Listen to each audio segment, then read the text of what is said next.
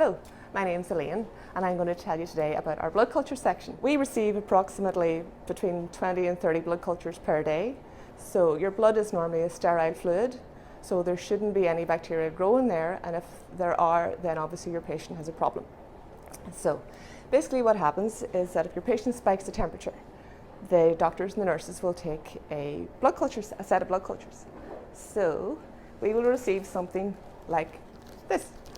So what happens straight away is that we will be checking the details to make sure that there's no mistakes made between the sample that we've received and the form that we've received. That's so important.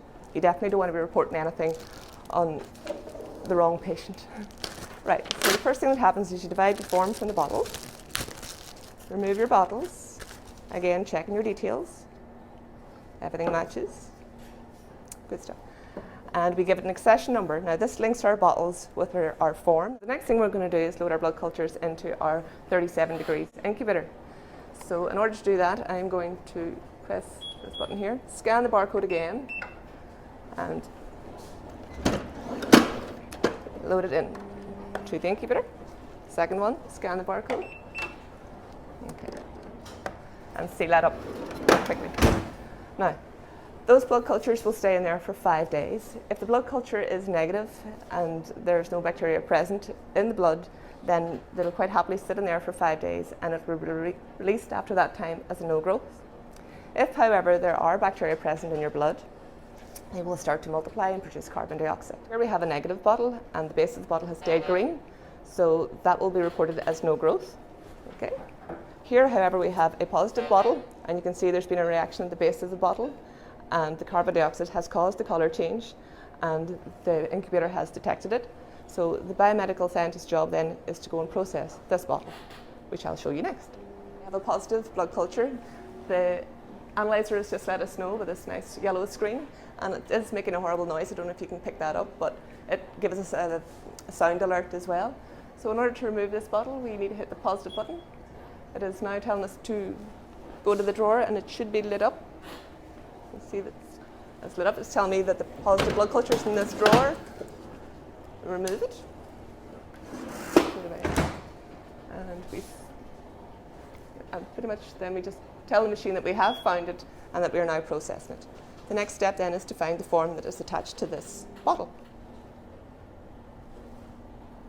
So we've taken our positive blood culture into our safety cabinet, and Tyler here is going to process this positive sample for us. So we have our positive bottle, and Tyler is now going to try and inoculate the blood from the bottle onto the plates. The first step he's going to do is sterilize the top of the bottle with alcohol, and then he's going to use a subculture unit which has a needle on one side and a little channel on the other.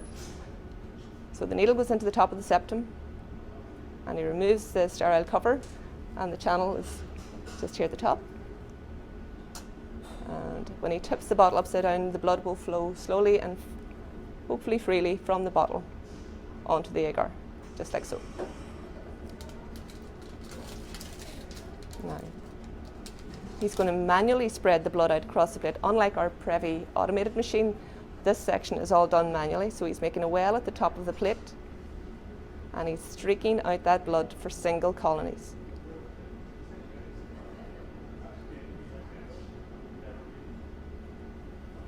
Okay. The next stage he's going to do is a gram stain. So again, he's going to prepare a glass slide and drop the blood onto the top of the surface.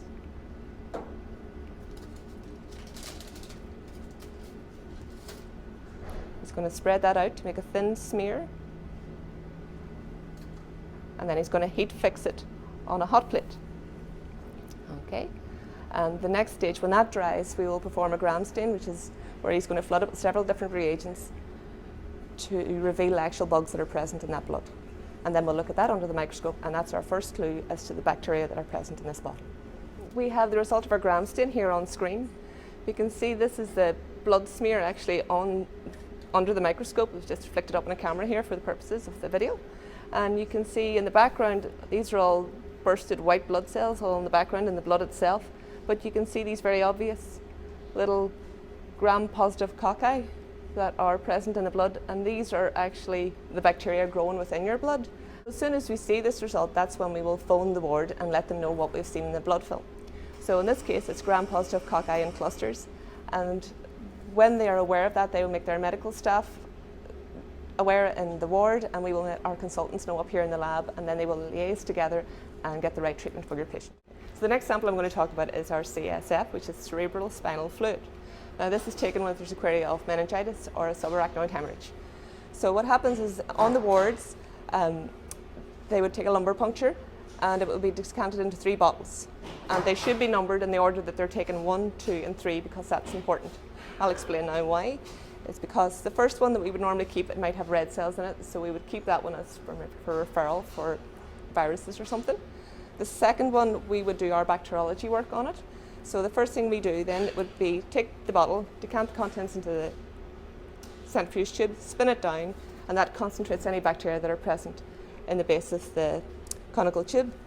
And then again we would inoculate our plates and perform a gram stain. On each bottle we would also conduct a cell count to make sure if there's any cells present. If that was, it would indicate whether it was a viral infection or a bacterial infection. Okay. And then the third bottle we would send to biochemistry for protein and glucose, and we work quite closely with our colleagues in biochemistry to get the full result issued to the ward as soon as possible.